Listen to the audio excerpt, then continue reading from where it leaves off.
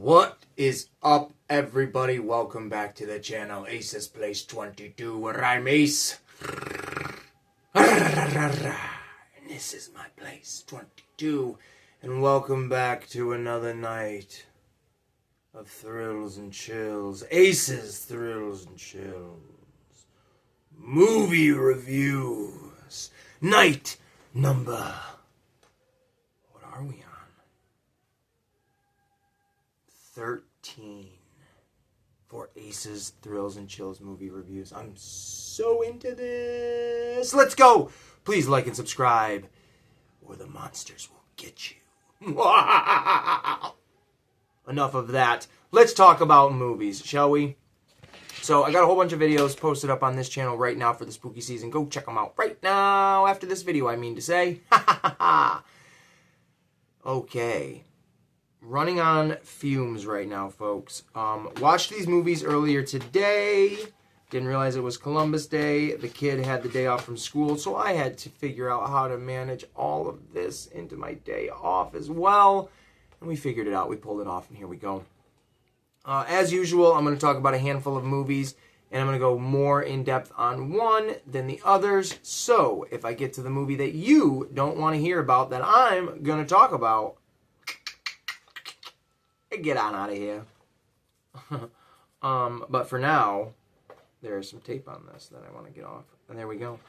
First up, we are going to talk about this one right here. 1983's Twilight Zone movie. How this movie doesn't come up in more people's conversations of like fun horror movies is beyond me. We're going to talk about this one a little bit more in depth here in a minute.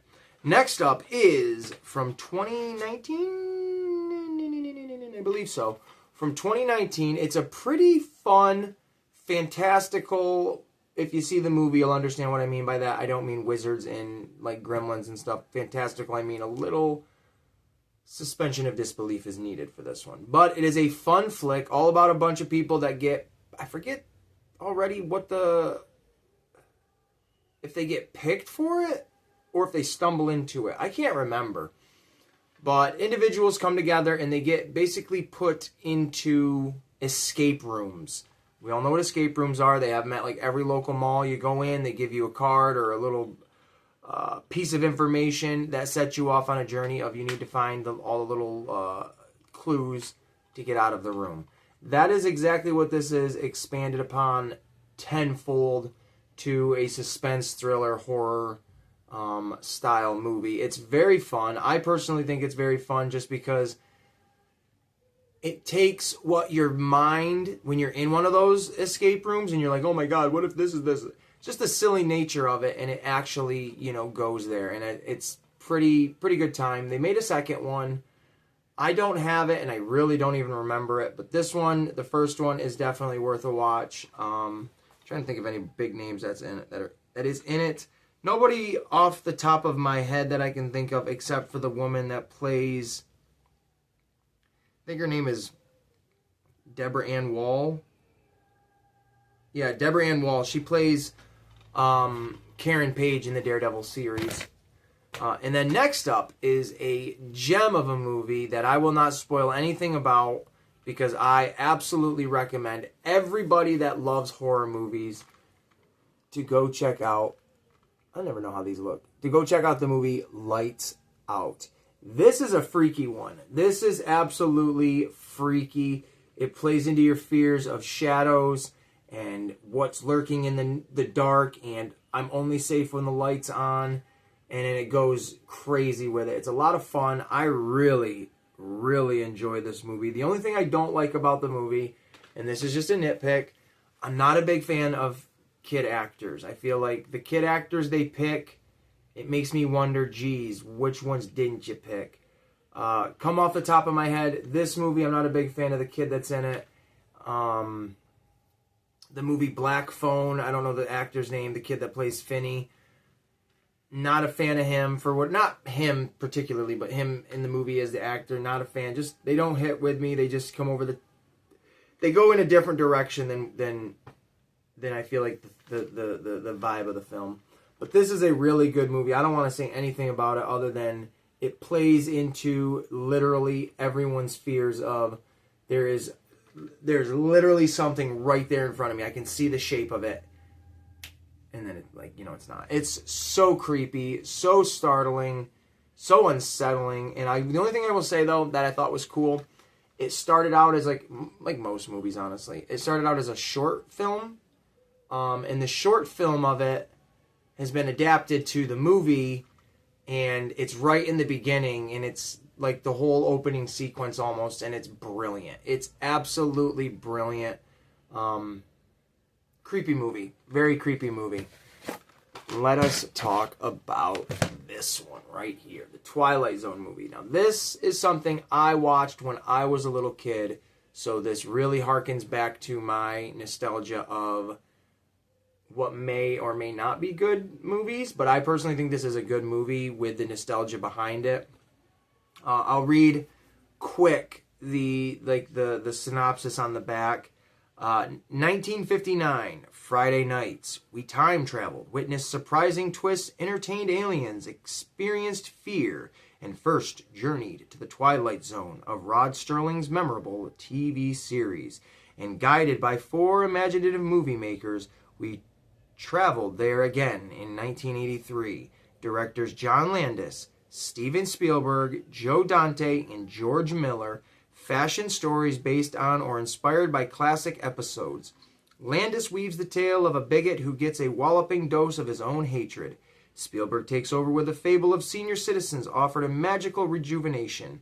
And Dante serves a terror trip with a child who uses his cartoon-inspired powers to enslave his family. Then, Fright goes aloft with Miller's final finale about a neurotic passenger who sees a monster on the jetliner's wing.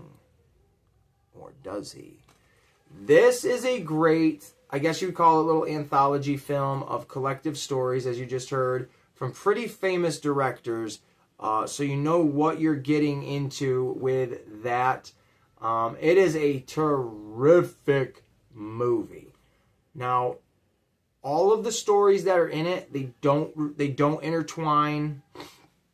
Some aren't scary at all. Others are more like revolutionary. Like, oh wow, okay, right? Is that the word, revolutionary?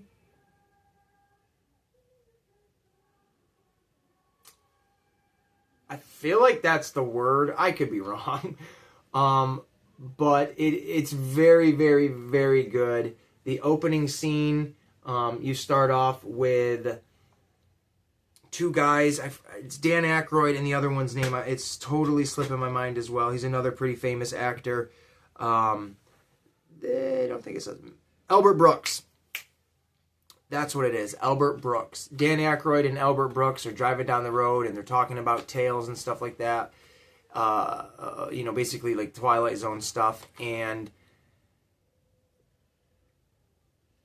I think it's the very, very end of it. So they're telling each other these stories going back and forth. And one of the, I forget exactly what order they go into. The bigot one is okay. It's not really worth talking about because I don't really feel like it even has that much of an audience.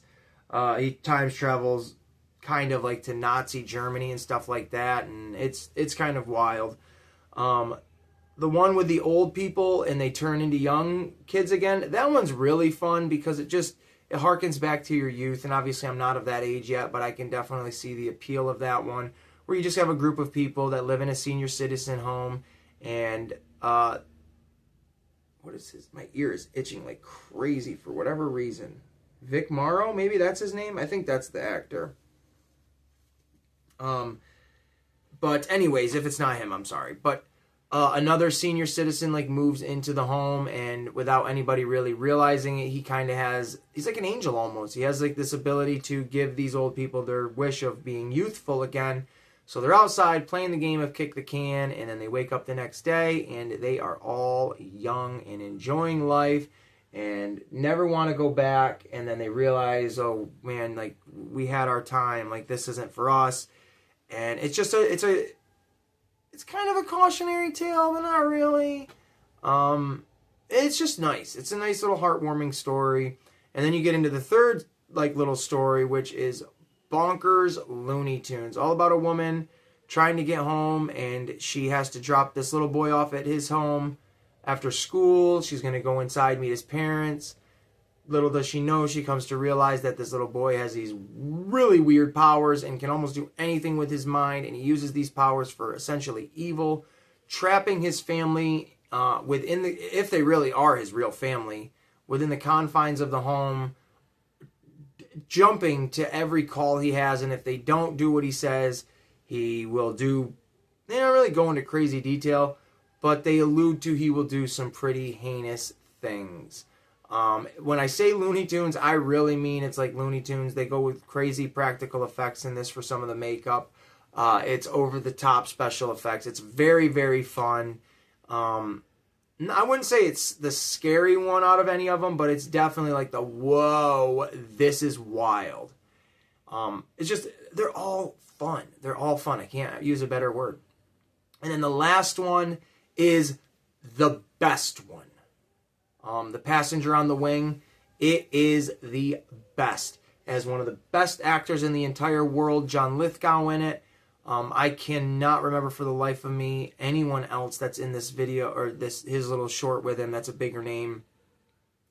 But it's all about this business guy who is just tired and homesicken and just wants to get back to his place, blah, blah, blah. And it's a horrible storm. He's in this airplane. He's got a window seat. Definitely getting flight sickness or motion sickness, whatever, which one it is. And starts to see this, essentially like this troll of a goblin out on the wing. And throughout this story, it's moving in different, spots, and it's here and it's there. And it's just psychologically freaking him out visually. And then at one point he starts to freak out because this thing is ripping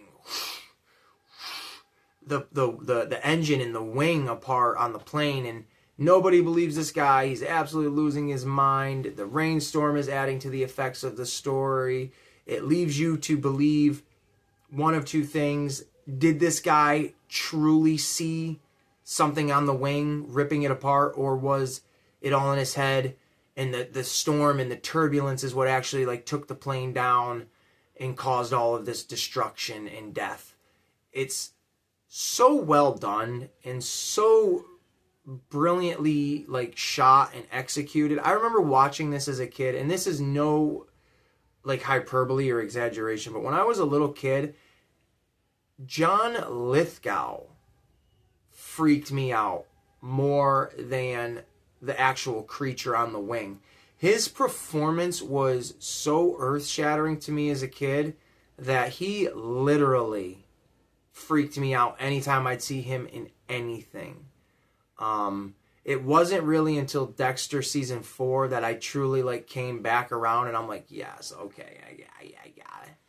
But his performance in this movie is just absolutely mind-blowing. He is brilliant. John Lithgow is brilliant in this film as the freaked out passenger that is just losing his mind over the duration of this flight. It's so good. The Twilight Zone movie is so good. I am super surprised they've never come out with another one. It fits in the same vein as obviously the Twilight Zone show, but Tales from the Crypt, Creepshow definitely fits in line with Creepshow, where it's like an anthology. I think there's the Anthology of Terror movies. They're just so good. When you can fit a few short stories of decent quality or higher into one feature-length film, you've already got me hooked, because the more the merrier. I absolutely love it. I think they're really well done. And the Twilight Zone... I'm trying to think before I say this, because I don't think I've ever said it actually. But the Twilight Zone movie is probably my favorite anthology flick. I'd have to go back and watch the Anthology of Horror or Terror, whatever it's called. I can't remember what it's called. I remember being a kid watching that, and there was this little tiki puppet thingy in it. But I think Twilight Zone is my favorite one, because it's just super good. The original Creep Shows are really good too, and I will be doing a thing of them actually. I want to talk about Creep Show, and I have the first season of Creep Show, so there we go. We can make a whole thing about it. But other than that, those are my thoughts on Twilight Zone the movie, Lights Out, and Escape Room. If you guys have liked this video, please literally like it. Subscribe to the channel for more videos like this. And there's plenty of spooky season videos that I have posted since the first of the month all the way up to today. From pumpkin carving to going to a maze to movies to toys, whatever tickles your fancy, I got it all right here, baby. So please enjoy the rest of your night.